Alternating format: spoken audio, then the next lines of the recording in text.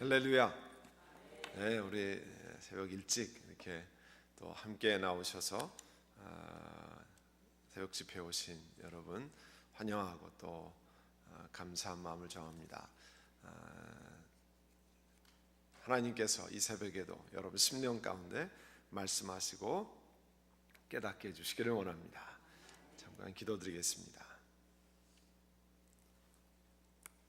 하나님의 성령님, 이 가운데 운행하시고 이 가운데 함께 하시고 우리 성령님께서 함께 해주시기를 원합니다. 한 사람 한 사람 영혼 가운데 말씀하시고 생명의 은혜가 충만하도록 하나님 기름 부어주시기를 원합니다.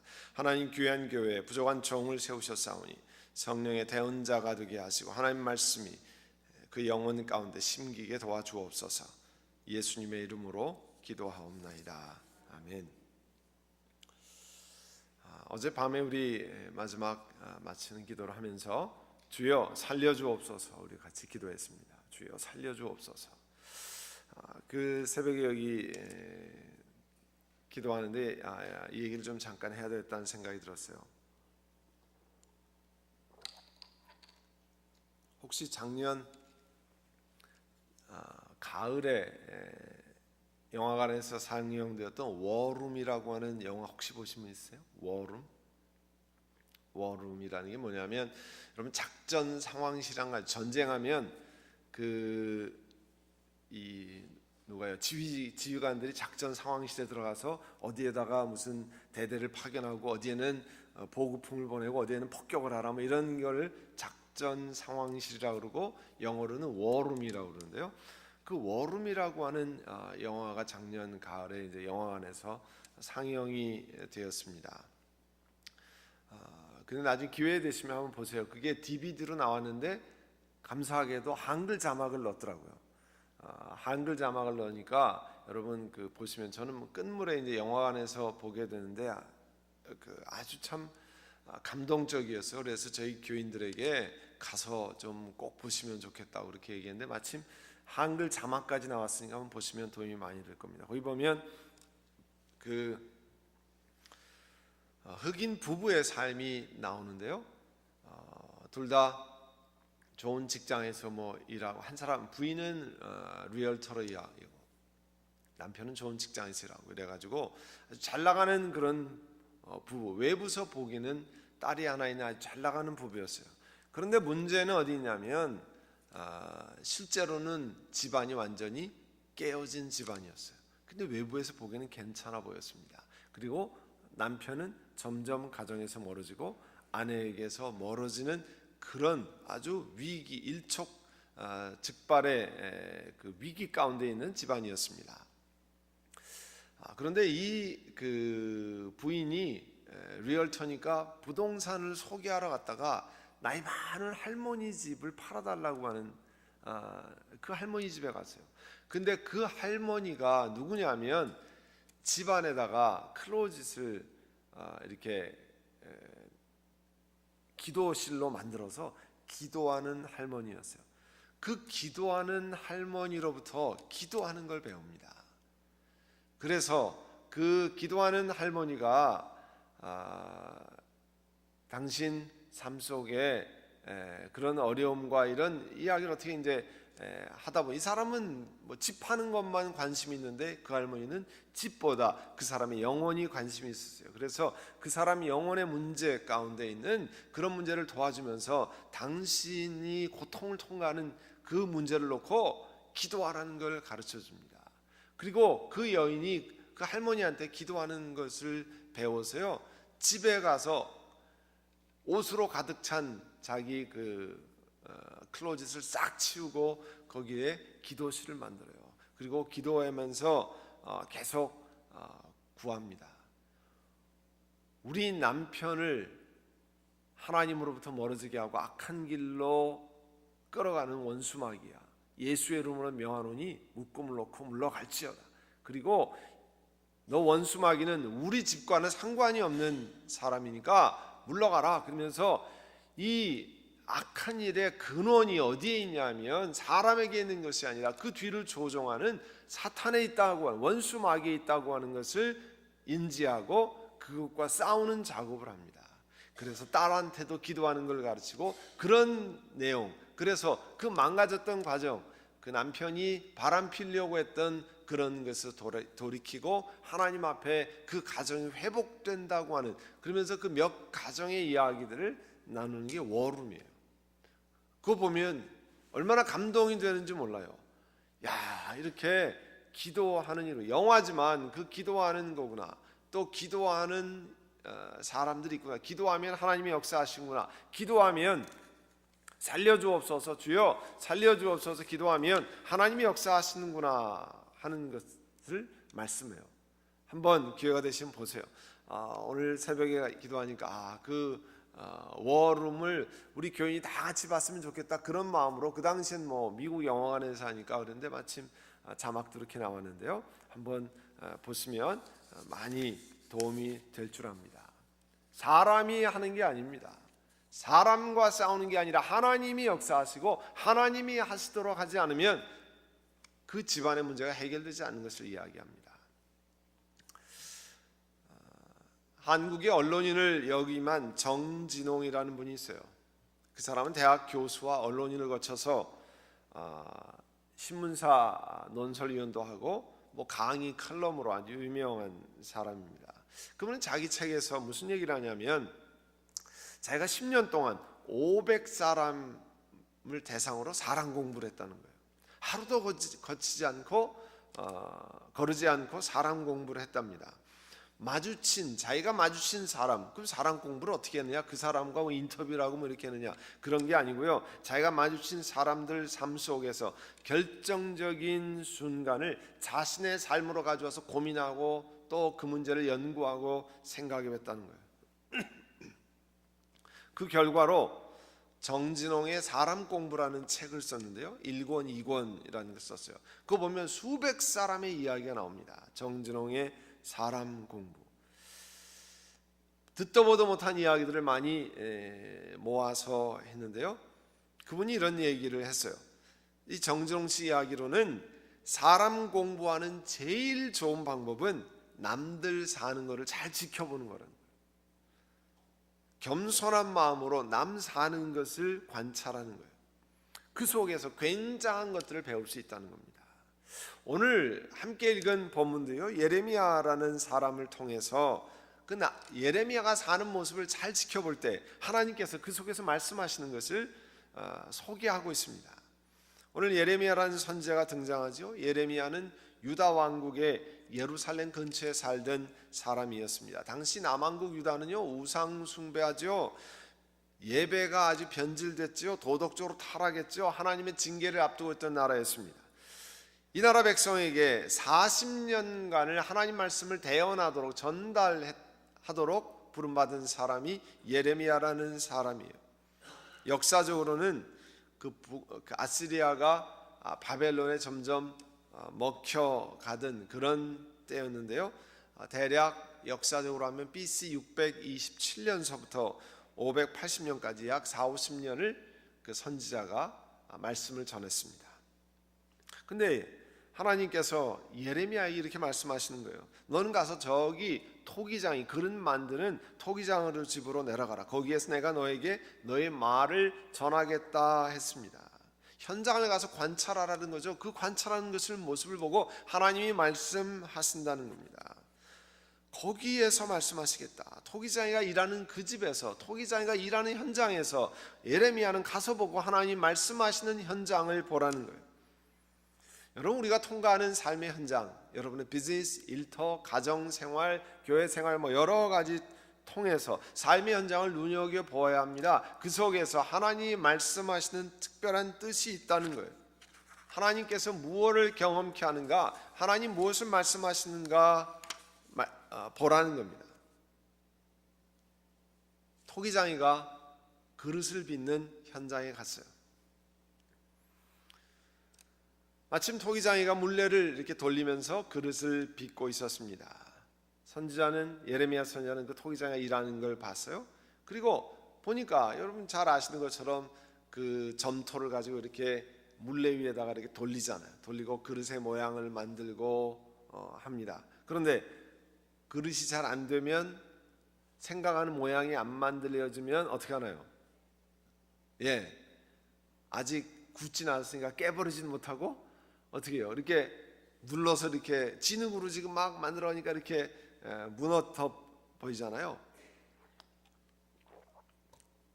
마치 우리 초등학교 때 진흙, 고무찰흙, 진흙 놀이 많이 했죠. 그걸로 이렇게 뭐 사람도 만들고 종이, 뭐 집도 만들고 뭐 이런 거 했는데 그거 뭐 하다가 안 되면 이렇게 해가지고 뭉거려뜨리잖아요.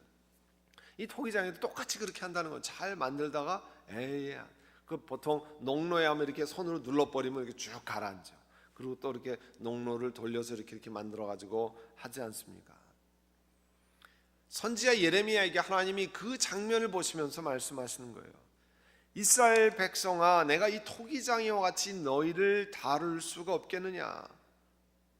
이 백성아, 진흙이 토기장이의 손 안에 있듯이 너희도 내 손 안에 있다 말씀했습니다. 하나님이 거룩한 토기장이가 되어서 이스라엘 백성이라고 하는 하나님의 사람들을 마음대로 빚어가신다는 거예요. 우리는요, 다 내가 내 마음대로 뭘 할 수 있다라고 착각하며 살아요. 내가 비즈니스를 오래 했으니까, 미국에 오래 살았으니까, 내 일을 오래 했으니까 내 머리로 내 경험으로 다 돌아간다라고 생각합니다. 그런데 성경은 하나님의 손 안에 모든 역사가 있고 사람의 일이 있다라고 하는 것을 말씀하고 있습니다. 여러분, 하나님의 주권, reign of God, 하나님이 다스리신다고 하는 그런 뜻은 신명기 30장 19절에 이런 말씀이 있어요. 나는 오늘 하늘과 땅을 증인으로 세우고 생명, 사망, 복, 저주 당신들 앞에 내놓았습니다. 당신들과 당신들의 자손이 살려거든 생명을 택하십시오. 거룩한 토기장이 손 안에 있지만 그 삶의 운명을 그들에게 맡겼어요. 결정하는 대로 하나님이 역사하신다는 겁니다. 오늘 그 예레미야서를 계속 읽어가면요, 이스라엘 백성들이 여러분 아시는 것처럼 가나안 땅에 들어갔습니다. 광야의 그 삶을 하나님의 수없는 기적을 경험하고 광야로 들어갔어요. 그리고 그 땅을 분배해 주셨습니다. 그런데 사사기를 보면 조금 지나지 않자마자 이스라엘 백성들이 하나님 버리고 누구 섬겼어요? 바알 섬겼습니다. 우상 숭배했습니다. 아세라를 섬겼습니다. 하나님 보시기에 악한 일을 저질렀어요. 그래서 하나님께서 다른 나라 왕을 세워가지고 이스라엘을 쳤습니다. 그러면 고통을 당하니까 하나님 우리를 살려주시기를 원합니다. 우리를 도와주시기를 원합니다. 울부짖으면 하나님이 사사를 보내셨어요. 뭐 이런 일을 반복하는 게 사사기 아니에요? 하나님으로부터 돌아서는 사람, 하나님이 다시 하나님 앞으로 돌아서라 사람을 보내서 경고하십니다. 워닝 사인을 주세요. 그래도 안 돌아서면 결국 하나님이 징계하시잖아요. 그런데 하나님 앞에 회개하고 돌았으면 하나님이 잘못된 것을 돌이키시잖아요. 잘못했습니다. 하나님 앞에 회개합니다. 그러면 하나님이 그냥 놔두신 분이 아니에요. 제가 제 남동생이 둘이 있어요. 제가 삼형제입니다. 그런데 셋이서 같이 자라면 딱 3살씩 차인데요. 셋이 자라면서 아주 그 성격이 다른 걸 말해요. 우리 바로 중간에 있는 둘째는 뭐 잘못해도 절대 아버지한테 잘못했다고 하는 법이 없어요. 뭘 잘못해도 잘못했다고 하는 법이 없습니다. 제가 지금도 기억나는 것은 제가 초등학교 때, 제가 어렸을 땐 진해에서 살다가 초등학교 때 서울에 왔는데 저희 살던 집에 할아버지랑 할머니랑 같이 살고 그러는데 옛날에는 저희가 있잖아요, 연탄광, 이렇게 지하실로 내려가는 뚜껑 열면 연탄광이 있는데요. 저희 아버님이 이제 화가 나면 말을 안 들으면 연탄광을 열어가지고 연탄광에다가 집어넣으면 딱 닫으면 깜깜해요. 저랑 저희 막내는 잘못했습니다 뭐 이렇게 하는데 저희 둘째는 절대 얘기 안 해요. 그 연탄광을 집어넣어가지고 그 안에 딱 지금 문을 딱 닫거든요. 그래도 그 안에서 가만히 있어요. 결국은 아버지가 져가지고 열어놓고 꺼내오는데 우리 동생이 하여간 그러니까 맞기도 뭐 혼나기도 많이 하고 그러는데, 여러분 부모치고 자녀가 잘못했다고 정말 용서해달라고 그러면 다 돌이키지 않습니까? 우리 하나님 아버지가 그런 하나님이신데, 여러분 아시는 것처럼 하나님 앞에 돌이키려고 하면, 회개하면 하나님이 용서해 주시잖아요. 잘 아시는 것처럼 요나 선지자에게 하나님께서 니느웨에 가서 말씀을 전하라고 했어요. 하나님이 곧 심판할 거라고 전하라고 그랬습니다. 그 원치 않아서 내 원수의 나라에 가서 어떻게 그런 걸 전합니까? 그래가지고 도망가다 물속이 뱃속에 있다가 회개하고 돌이켜서 니느웨로 가서 하나님의 심판이, 당신들이 하나님으로부터 범죄해서 하나님의 심판이 임할 것입니다 이야기했더니 웬일입니까? 동네 사람들이 전부 회개하고 돌이킵니다. 그뿐만 아니라 니네의 왕도 임금의 의자에서 일어나서 걸치고 있던 임금의 옷을 벗고 굵은 베옷을 입고 나와서 잿더미에 앉았습니다. 하나님께 부르짖었습니다. 하나님, 우리가 나쁜 길에 돌이키고 하나님 잘못된 것을 회개합니다. 하나님이 보셨어요. 왕이 뭐라고 그랬냐면, 하나님 앞에 힘껏 부르짖으라, 하나님 앞에 우리의 모든 것을 내어놓고 하나님 우리를 불쌍히 여겨달라고 하면 하나님이 마음을 돌리시고 노여움을 푸실지 누가 아느냐. 그러면 우리가 멸망하지 않을 수도 있다. 그 니느웨의 왕이요, 영적인 법칙을 알았던 것 같아요. 하나님 앞에 돌이키면 진노하신 하나님이 돌이키신다는 마음을, 그래서 그렇게 백성들과 함께 왕도 재에 앉아서 베옷을 입고 회개하고 돌이켰더니, 그 돌이키는 것을 보고 하나님께서 마음을 바꾸셨어요. 여러분, 세상에 일어나는 온갖 일이, 또 우리 삶에, 특별히 예수 믿고 이 땅을 살아가는 우리들의 삶이 우연히 일어나는 것이 아닙니다. 절대 우연히 일어나는 것이 아닙니다. 하나님이 다스리고 계신다고 하는 사실이 성경 전체에 나와 있습니다. 하나님께서 주관하시는 속에서 일어나는 겁니다. 그러면 우리 마음 가운데 질문이 생기잖아요. 아니, 그러면 하나님이 살아계신데요, 어찌 이런 일이 이렇게 일어나도록 그냥 내버려 두십니까? 하나님이 역사하시는데요, 하나님이 다스리신다고 성경에 그러는데 어떻게 이런 일이 그냥 있게 놔두십니까? 그거는요, 우리가 하나님의 깊은 뜻을 다 알지 못하기 때문에 그런 것 같아요. 하나님의 그 뜻을 다 알지 못하기 때문에 하나님 이러실 수가 있습니까? 그런데 오랜 시간이 지나면 알 수 있고요, 수많은 일을 하나님 앞에 통과한 다음에 그 뜻을 알게 되는 경우가 많이 있습니다. 우린 다 이해가 안 되지만, 지금 이해가 안 되지만 영원이라는 잣대를 보고 또 우리 인생의 긴 잣대를 보면 하나님께서 우리를 가르치고 계시는 현장일 수도 있습니다. 그리고 모든 것이 합력해서 유익이 되도록 하나님께서 하십니다. 여러분, 한번 요셉의 생애를 보시면 그렇잖아요. 요셉이 나중에 총리가 되어서 생각지 않게 자기 형제들이 찾아왔잖아요. 잘못했습니다, 사과하려고 찾아왔습니까? 아닙니다. 형들이 자기 가뭄으로 죽게 생겼으니까 그 형들이 먹을 거 이집트에 구하려고 찾아왔잖아요. 그런데 총리 앞에 자기 동생 요셉인지 모르고 섰어요. 잘 아시는 것처럼 총리가 원하면 단칼에 형제들은 다 죽을 수 있었습니다. 절대 권력을 가진 사람이었습니다. 그러나 하나님의 다스림을 믿는 그 요셉이 뭐라고 얘기했습니까? 내가 형님들 이집트로 팔아넘긴 그 아우입니다. 그런 얘기 하기 전에 뭐라고 얘기했어요?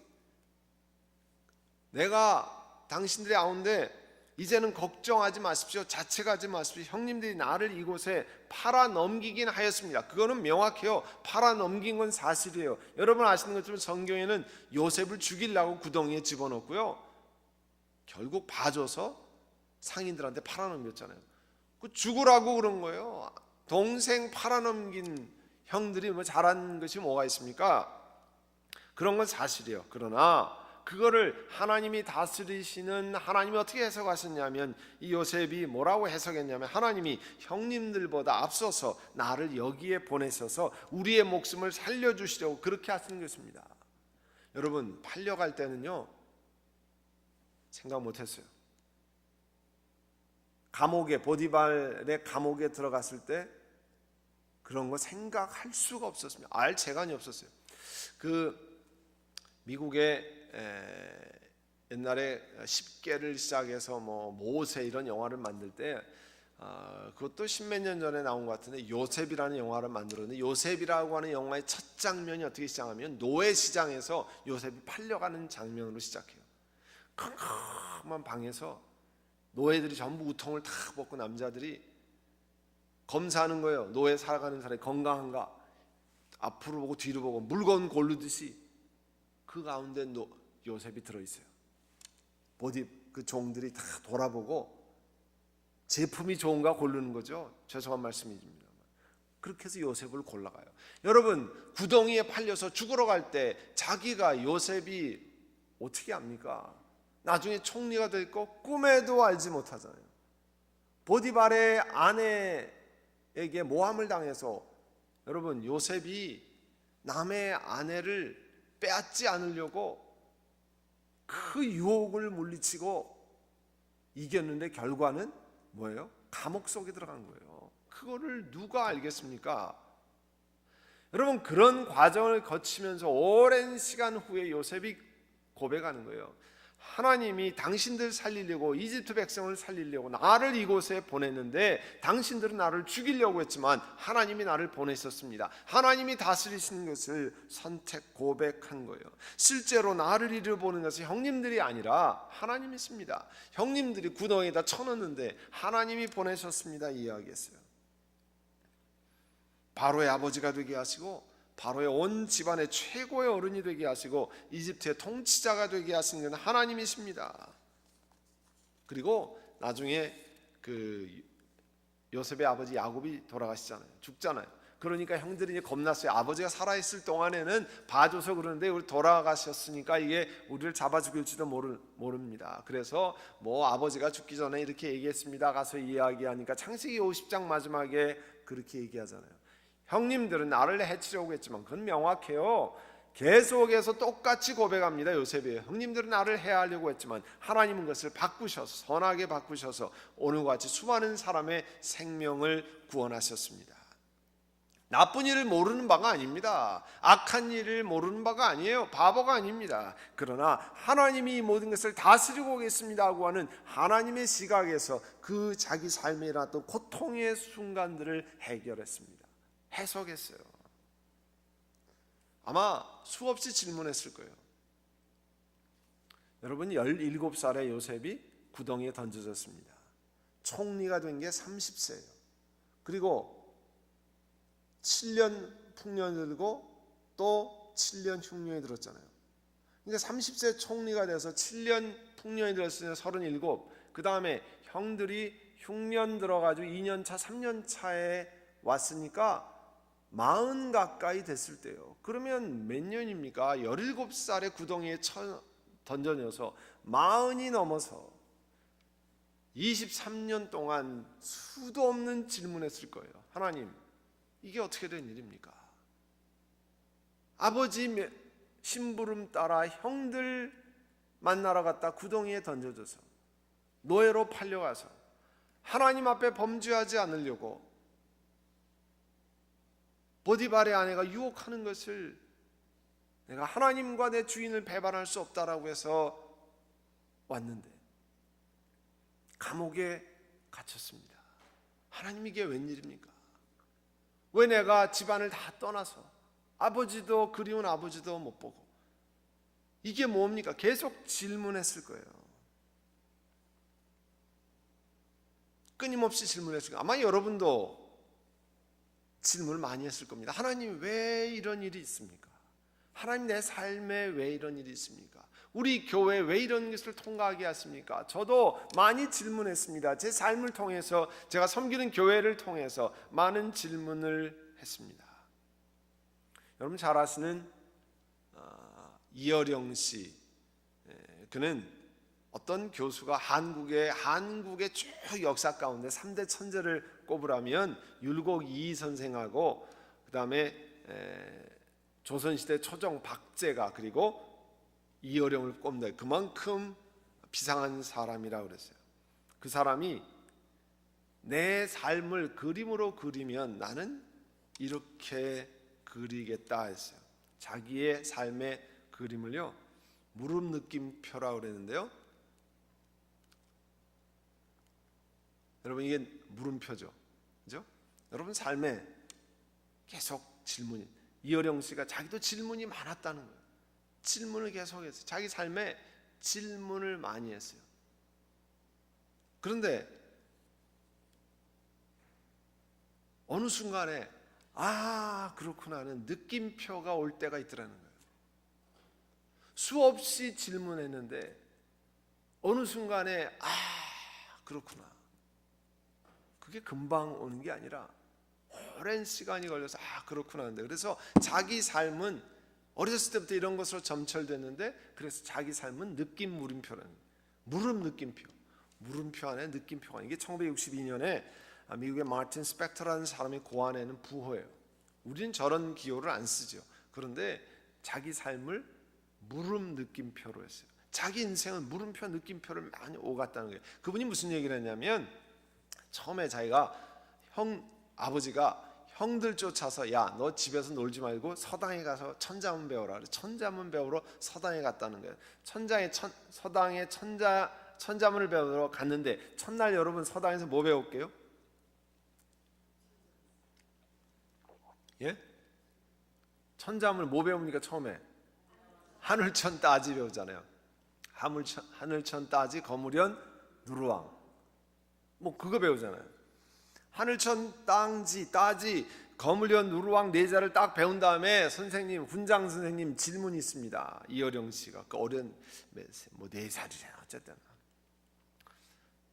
선생님, 하늘이 파란데 왜 검다고 그랬습니까? 하늘천 땅지 거물현이잖아요.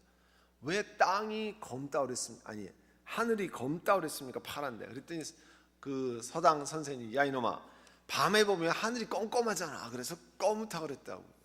그랬더니 그러면 땅도 검어야지. 땅은 왜 누렇다고 그랬습니까? 밤에 보면 다 깜깜한데요. 그랬더니 할 말이 없잖아요. 훈장 선생님 호통을 쳐가지. 이 지방할 만한 녀석이 어디서 선생님한테 대드냐고. 옛날 소년들이 다 그렇게 얘기한 거야. 그냥 배워.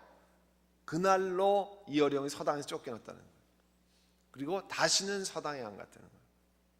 그런데요, 계속 질문했다는 겁니다. 왜 소년들은 하늘을 까맣다고 그랬을까? 파란데.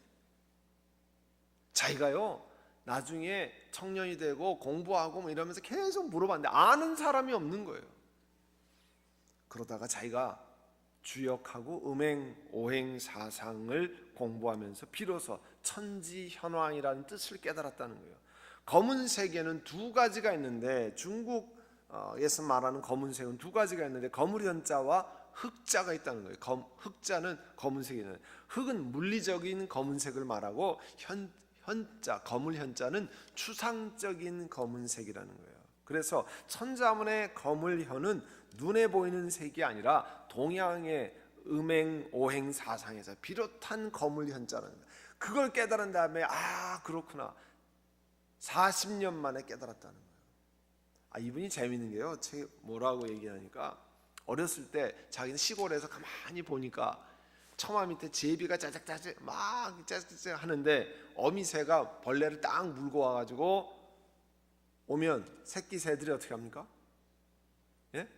입을 쫙 벌리고 한 7, 8마리가 전부 보면 딱 한 마리에다 벌레를 집어넣고 또 날아갔다가 또 벌레를 물고 온다는 거예요. 이어령 씨가 재밌는 거예요. 저는 한 번도 그런 생각 해본 적이 없는데, 그 다음에 벌레를 물고 와서 조금 전에 먹은 놈 빼고 나머지한테 어떻게 주냐는 거예요. 어떻게 구별을 하냐는 거예요. 다 입을 똑같이 다 쳐다 벌리고 있는데, 그리고 뭐 그게 배가 뭐 조금 전에 먹은 거 또 달라고 그럴 거 아니에요. 그런데 어떻게 구별하느냐는 거예요. 자기는 너무 그게 궁금했다는 거예요. 어미새가 날아가서 한참 있다가 벌레를 물고 와서 하는데, 그게요 50년인가 지난 다음에 자기가 어렸을 때 그거를 질문을 했는데, 물음표를 가졌는데 50세 넘어서 알게 됐다는 거예요. 그 동물학자 누구한테, 나중에 다른 사람 물어도 모르는데 제비를 연구한 사람한테 물어보니까요, 수십 년 후에 벌레를 먼저 어미새한테 받아먹은 새끼는 입을 작게 벌린대요. 제가 그걸 작게 벌린, 어미가 딱 보고 넌 먹은 애 조금 아까 먹은 그걸 빼고요, 그 안 먹은 애는 더 크게 벌린대요. 그래서 구별해서, 그게 그 동물학자가 진짜 만들어, 그걸 보고 자기가 그렇구나 알았다는 거예요. 여러분, 우리 신앙생활도 마찬가지입니다. 어떤 사건을 보고 하나님 왜 이렇습니까? 하나님 내가 이해가 안 됩니다. 그런데 10년, 20년, 30년 해결 안 되는 경우 있어요. 물론 우리 인생에서 해결 안 되는 경우 있습니다. 하나님 나라에 가야 해결되는 게 있어요. 그죠? 그런데 이 땅에서 10년, 20년, 30년 후에 하나님이 말씀을 통해 가르쳐주고 사건을 통해 가르쳐주고 요셉을 같이 몇십 년 후에 이것 때문에 구덩이에 네가 던져진 거다 알게 된다는 겁니다. 하나님이 다스리신 신실하신 하나님이어서 우리에게 좋은 것을 가르쳐 주신다는 거예요. 우리들이 통과한 사건을 통해 수많은 물음표를 통해서 요셉이 하나님의 뜻을 깨닫는 것처럼 하나님의 사람은 하나님이 다스리신다는 믿고 신실하게 기도하고 참고 기다리면 하나님께서 가르쳐 준 때가 있다는 거예요. 하나님이 다스리신다고 하는 고백, God reigns, 찬양에도 복음성가에도 그건 하나님이 다스리신다는 거예요. 그것을 고백하면 그런 일이 일어난다는 거예요. 제가 88년에 여기에서 두루에서 2년 공부하고 리치몬드 버지니아의 수도인 리치몬드에 기독교 교육을 박사과정을 공부하러 갔습니다. 그때가 90년이에요. 2년 동안 코스웍을 하고 그 종합시험, 그 박사과정하면 종합시험이 있는데 종합시험을 끝나고 그 다음부터요 아주 깊은 우울증에 빠졌습니다. 제가 그 당시에 저희 아들이 초등학교 다녔는데요, 아빠로서, 남편으로, 목사로서 아무런 역할을 할 수 없을 정도의 깊은 우울증에 빠졌어요. 그러니까 완전히 공부도 포기하고 일하는 거, 목사로 뭐 어떻게 할 수가 없는 그런 포기하는 상황을 통과해야 됐습니다. 짧은 시간이 아니었어요. 2, 3년을 통과하면서 하나님, 제가 다른 게 아니라 하나님의 부름 받고 하나님의 교회를 섬기기 위해서, 목사가 되기 위해서 그 길을 가고, 또 하나님께서 길을 여셔서 박사과정 공부하고 이제 코스웍 다 끝나고 종합시험도 다 끝나고 논문만 쓰면 졸업해서 한국교회에 가서 신학생들을 가르치고 기독교 교육하는 사람들을 가르치려는, 이게 어떻게 된 겁니까? 이게 왜 그렇습니까? 제가 쭉 그때가 93년, 4년, 그러니까 지금부터 20년이 넘습니다. 여러분 30대에 그런 일을 통과해서 하는 건요 보통 일이 아니었어요. 완전히 바닥을 치는, 인생의 바닥을 치는 경험이었습니다. 그러면서 후에 나중에 하나님 앞에 낮추시고 하나님의 교회를, 이민교회를 섬기고 교만했던 것을 내려놓고 하나님의 교회를 섬기는 하나님의 섭리가 있었어요. 제가 그것을 회복되면서 리치몬드에 있는 교회를 맡았는데요, 그 교회가 엄청 어려웠던 교회입니다. 그 전에 조그만 교회가 담임 목사님하고 그 교회 사람들 하면서 교회가 7, 8년 동안 세 조각으로 나눴어요. 교회가 엄청나게 어려운 교회를 맡으면서 목회를 처음 배우면서 목회가 이런 거구나. 그리고 제가 아마 아팠던 경험이 없었으면 거기에서 뛰쳐나갔을지도 몰라요. 그런데 제가 아팠던, 바닥을 쳤던 경험이 있기 때문에 하나님의 은혜로 그 안에서 제 앞에 섬기던 목사님들이 전부 교회랑 싸우고 쫓겨나고 그렇게 했어요. 저만 8년 반을 그 교회를 섬기고 축복하고 축복을 받고 서로 울면서 헤어졌어요. 그리고 제가 리치몬드에서 LA 가서 목회를 하면서 그 교회를 섬기는데 도착한 첫 해예요. 장로 성호 때 난리가 났어요, 교회가. 이건 뭐 온 교회가 다 아는 거니까. 뭐 공동회 때 난리가 났는데요. 제가 그 전에 하도 난리치는 교회에 있어가지고 하나님의 은혜로 감당할 수 있도록 하고요. 지금 13년째 목회를 하게 하는 것, 그때 바닥을 쳐서 낮아지지 않았으면 아마 보따리 싸고나 신학교가 티칭한다고 벌써 사라졌을 거예요.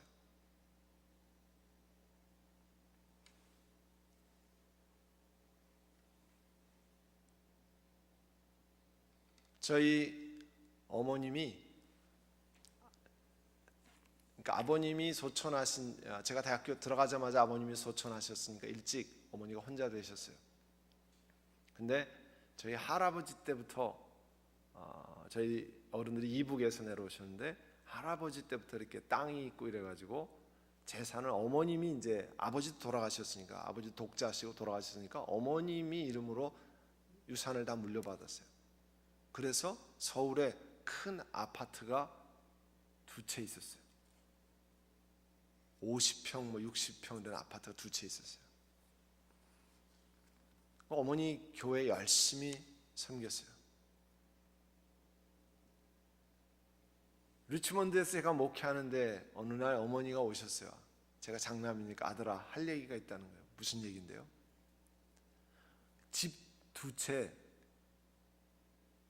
교회에 성가대 총무하던 여자 집사님이 사업한다고 보증서 달라고 그래가지고 2채를 다 보증섰는데 그분이 사업이 망해가지고 2채가 다 은행으로 넘어갔다는 거예요. 어머니는 쫓겨나게, 아무것도 없는데 쫓겨나게 생긴, 다 차압이 들어왔다는 거예요. 참, 제가 아는 집사님 열심히 성가대 뭐 총무하고 그러니까 얼마나 저희 어머니한테도 잘하니까 보증서 줬지, 못하면 누가 보증서 주겠습니까? 잘하니까 보증서 줬는데요, 꼭 얘기할 때는 아드님들한테는 절대 얘기하지 말고 비밀로 하고, 보증서 주면 나중에 다 이 빌딩 지어가지고 홍익대학교 앞에 빌딩 지면 그 1층에 상가 하나 차린다. 어머니가 거기 혹해가지고 넘어가가지고요 쫓겨나셨어요. 사글세, 지금도 사글세 계세요. 제가 그때 하나님, 이게 어떻게 된 일입니까? 제가 아직도 정확한 뜻은 모르지만 그런 것 같아요. 목사인 저 막내가 또 선교사거든요, 막내 동생이. 그러니까 하나님, 이 재산 의지하지 않고, 왜냐하면 제 마음 가운데 그런 게 있더라고요. 미국에서 목회하다가 잘 안 되면 가면 들어갈 집은 하나 있잖아요, 장남이니까. 뭐 이런 생각이 있었는데, 우리 다리를 다 폭파하는 것처럼 돌아갈 데가 없는 거예요. 이제 죽으나 사나 하나님 앞에 충성되어야 하는, 아마 그것 때문에 하나님 의지하고 하는 게 하시는 것 같아요. 어머니한테 속상해하지 말고, 어머니 병만 나시지 말라고, 병만 나시지 말고 괜찮으니까.